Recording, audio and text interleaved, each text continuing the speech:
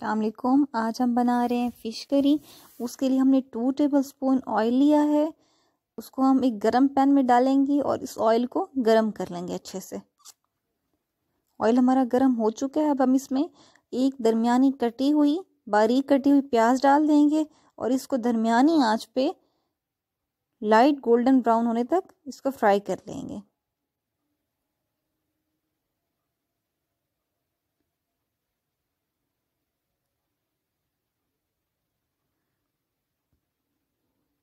پیاز کا colour change ہو گیا.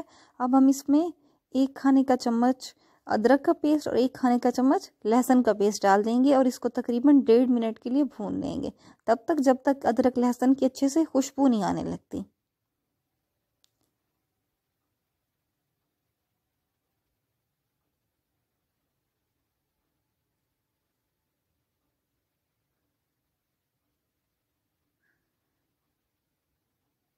یہ دیکھیں ادرک لہسن ہمارا تقریباً بھون چکا ہے.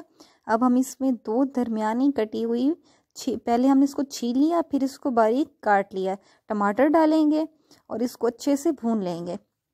اچھا ٹماٹر ڈالنے کے بعد تقریباً 5 منٹ تک ہم اس میں بالکل پانی ایڈ نہیں کریں گے, کوئی بھی چیز ایڈ نہیں کریں گے اور اس کو مسلسل بھونتے جائیں گے. اگر ہم نے اس پوائنٹ پر اس میں تھوڑا سا پانی ایڈ کر دیا تو یہ ٹماٹر سخت ہو جائیں گے اور اچھے سے بھون نہیں سکیں گے.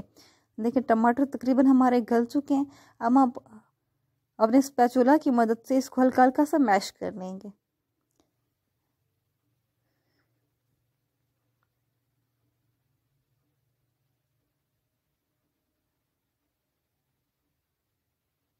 یہ دیکھیں ٹماٹر تقریباً ہمارے بھون چکے ہیں اور گل بھی چکے ہیں. تو جیسے جیسے ہم اس کو ہلکا ہلکا اسپیچولا ٹچ کرتے جا رہے ہیں تو یہ میش ہوتے جا رہے ہیں.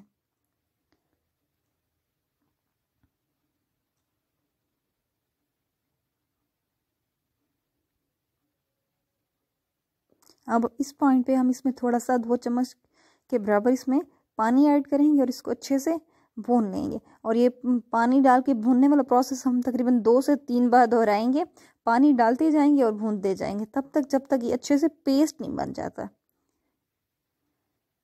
یہ دیکھیں مسالہ تقریباً ہمارا بھون چکا ہے. اب ہم اس میں اپنے کچھ مسالے ایڈ کریں گے.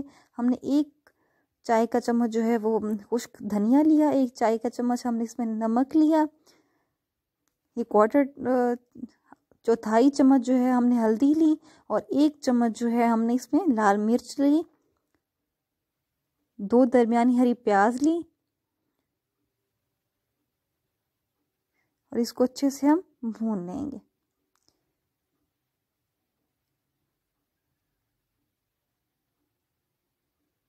اب یہ مسالہ تقریباً بھون چکا ہے. اب ہم اس میں 1 چمچ کے برابر پانی ایڈ کریں گے اور اس کو اچھے سے دوبارہ بھون لیں گے تاکہ یہ سارا مسالہ جو ہے یہ یکجان ہو جائے.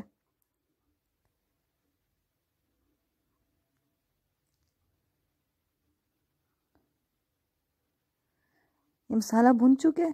اب ہم تقریباً 1 کلو کے برابر جو ہے وہ فش لی ہے اور فش ہم اس میں ایک پیس کو اس طرح آرام سے رکھتے جائیں گے. ایک دم ڈال نہیں دینی, آرام سے ایک پیس کر کے ہم اس میں رکھتے جائیں گے.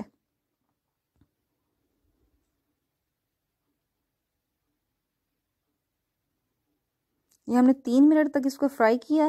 اس کے بعد ہم نے کیا کیا, پین کو پکڑ کے ہم اس کو ہلائیں گے, چمچ نہیں چلائیں گے. اگر چمچ چلائیں گے تو یہ فش ٹوٹ جائے گی, بلکہ ہم کڑھائی یا پین جس چیز میں بھی ہم بنا رہے ہیں اس کو پکڑ کے ہلائیں گے. یہ نیچے سے لگے گی بھی نہیں اور ٹوٹے گی بھی نہیں.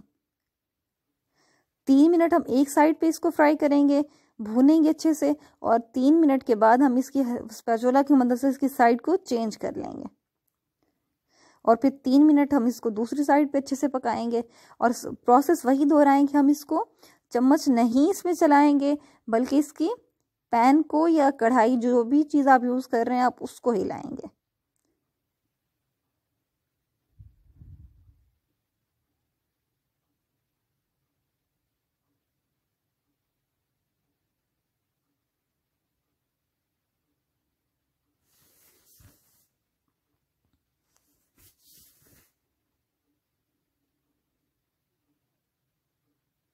دھیان سے کریں گے کہ یہ جو ہمارے پیسز ہیں یہ ٹوٹے نہ, کیونکہ فش بہت سافٹ ہوتی ہے اور اس کے ٹوٹنے کا خطرہ رہتا ہے.